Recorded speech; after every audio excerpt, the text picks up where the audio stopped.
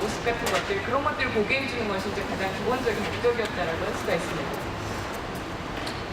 예.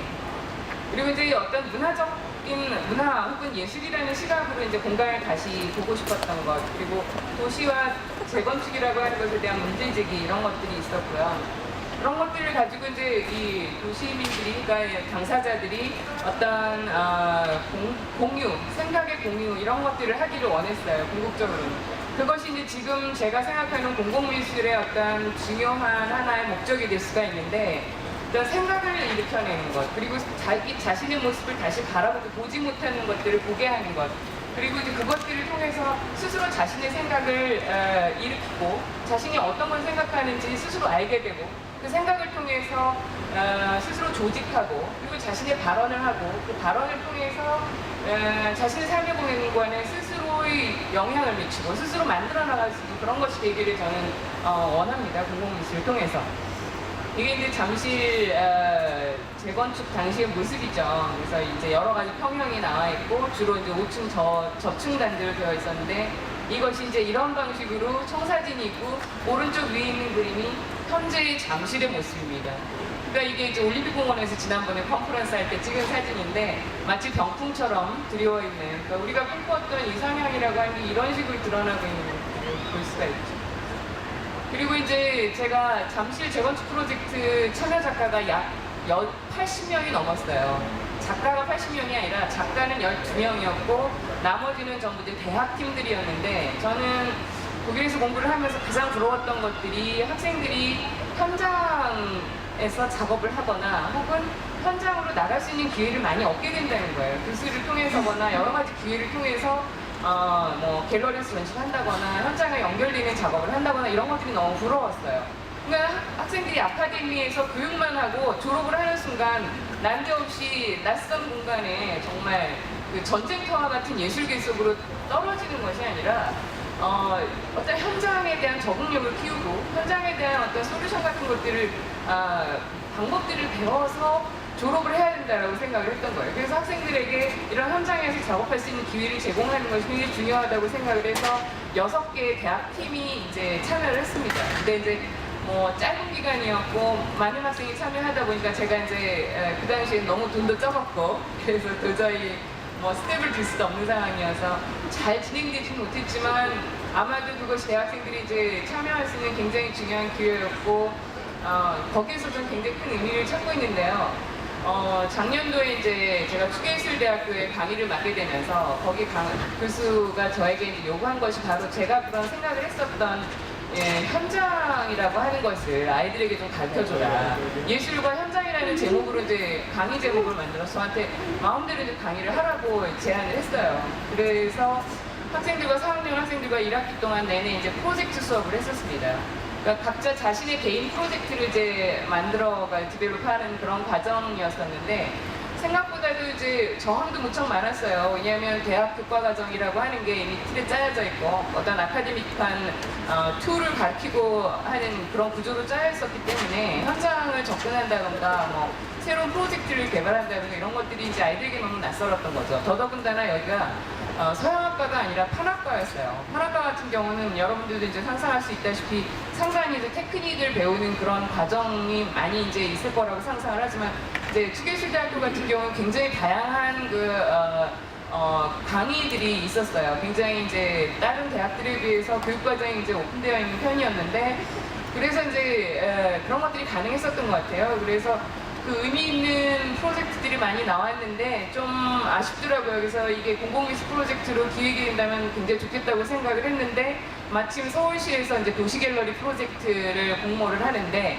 작년에 딱 한 번 대학 및 지역 공동체 프로젝트 지원 사업이 있었어요. 올해는 없어져 버렸는데 딱 한 회 있었는데, 작년에 이제 대학에서 기획을 해서 이제 지역과 함께하는 커뮤니티 아트, 뭐 퍼블릭 아트 이런 지원 사업이 있어서 기획을 냈는데 마침 잘 됐습니다. 그래서 이제 판학과 전체를 대상으로 이제 수업을 했는데, 저희가 이제 계획을 짜면서 제일 먼저 고민을 했던 것들이 학생들이 굉장히 수업 시간이 빡빡하고 너무나 하는 일이 많아요. 그리고 수업 과정이 빡빡하다 보니까 과제도 많고, 그럼 어떻게 이것을 학생들이 참여해서 할 수 있는 구조를 만드느냐, 이것에 대해서 이제 그 담당 교수님하고 굉장히 연구를 많이 했는데, 그래서 2학년, 3학년, 4학년 같은 날, 같은 시간, 4시간 수업 시간을 완전히 뺐습니다. 그래서 3명의 강사가 생겼죠. 교수 1명, 저하고 이제 다른 강사 선생님 1분하고 3명이 이제 팀이 이루어져가지고 2, 3, 4학년을 대상으로 이제 교과 과정 안에서 이 수업을 하게 된 거예요.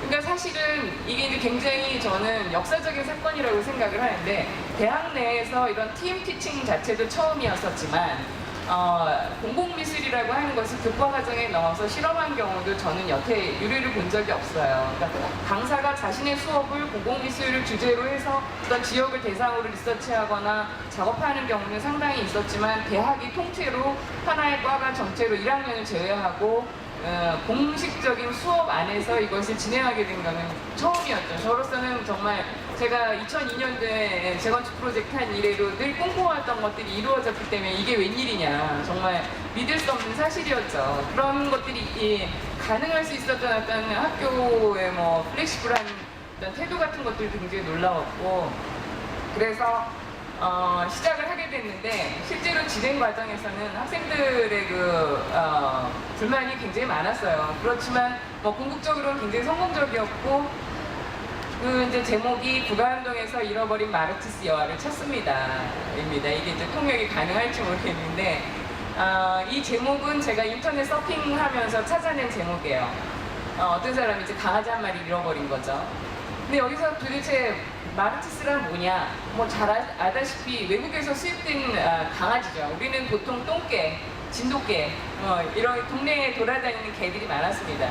근데 옛날에는 사실 강아지, 개라고 하는 거는 우리 삶의 일부였어요. 우리 삶의 굉장히 중요한 반려였고, 뭐 배고프면 여름에 잡아먹기도 했지만 이 점점점 사라지고 정말 천덕꾸러기가 되고, 그러면서 오히려 이제 강아지를 키우고 싶어하는 사람은 외국에서 수입된 이런 정말 수입 애완견을 키우기 시작했어요. 왜냐하면 진돗개는 집안에서 키우기가 너무 어렵죠. 뭐 배변 관리하는 것도 어렵거니와 뭐 여러 가지 문제가 있으니까 이제 작고 귀여우면서도 뭐 이렇게 관리하기 쉬운, 훈련이 잘 되는 뭐 영리하다라는 뭐 이런 강아지를 키우게 됐는데, 이 강아지를 잃어버려서 찾게 된 건데, 그러면 여기 이제 이 프로젝트에서 마르티스의 의미가 뭐냐, 이런 건 이제 중요한 질문이 되잖아요. 이거는 그렇습니다. 사실은 미술도, 우리가 알고 있는 미술도 외국에서 수입되어 온 겁니다. 그런데 과연 그럴까요? 과연 그런가요? 미술은 외국에서 수입되어 오기 전에 우리에게도 있었습니다. 근데 미술이라고 하는 서양의 것이 수입되는 순간 우리가 원래 가지고 있던 것들을 잊어버리게 된 거예요. 우리가 원래 키우고 있던 진돗개나 똥개는 사라지고 마르티스가 그 자리를 차지하게 됐어요. 근데 사실은 잘 들여다보면 그 강아지라고 하는 것은 항상 우리 삶 속에 어디인가에 있었다라는 거예요. 강아지가 상징하는 어떤 삶의 중요한 의미라고 하는 것이 우리 안에 있었다고 하는 거죠. 저는 여기서 이제 마르티스가 미술이라고 생각을 했고, 외국에서 수입되어서 우리가 알고 있는 지금 이제 페인팅, 액자에 걸리는 페인팅, 뭐 대리석 조각을 깎아서 세워놓는 조각, 이렇게 생각을 하고 있지만, 그거 이전에 우리는 외국에서 미술이 수입되기 이전에 예술이, 즉 머리 벽에일을 만드는 것, 문 창호지에다가 북한문 꽃잎을 2개 이렇게 넣어서 창호지를 하는 일, 그리고 집을 짓는 일, 이불을 꼬매는 일, 이런 것들이 전부 예술이었다라는 거죠. 그렇게 우리 안에 예술이 항상 있었는데,